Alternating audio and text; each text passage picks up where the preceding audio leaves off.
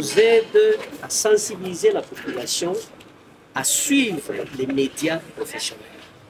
Parce qu'aujourd'hui, moi personnellement, en 2008, pendant que j'étais encore assistant de premier mandat à l'IEA, nous avons conduit une étude ici à Uvira sur la consommation de médias. On a compris que très peu de personnes suivent la radio et les médias professionnels.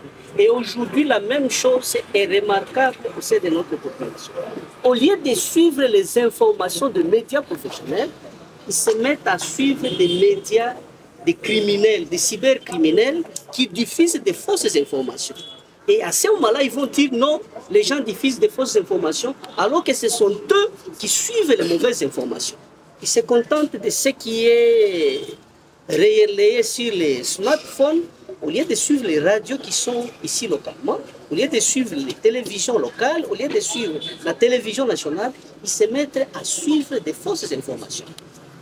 Vous allez voir, pendant la guerre, pendant cette période de guerre, nous avons perdu plusieurs localités, seulement parce que les gens ont vu une vidéo sur leur téléphone, ils ont suivi des audios sur leur téléphone et avec ça ils disent Adouiko déjà Caribou et ils prennent fuite.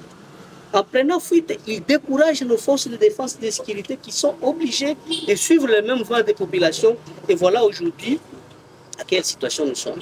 Voilà pourquoi moi personnellement, comme représentant de son Excellence, Monsieur le gouverneur de province, je tiens sincèrement à féliciter l'UNPC qui a choisi d'organiser cette activité sous le thème de la diffusion de fausses informations, de fausses nouvelles.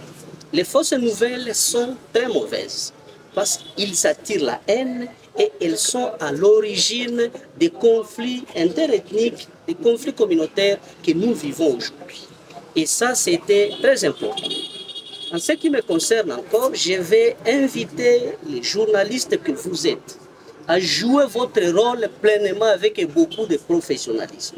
Si bien que, quand on suit que c'est un journaliste qui a parlé, il faut que ça soit une information fiable, vérifiable et crédible. Monsieur le ministre,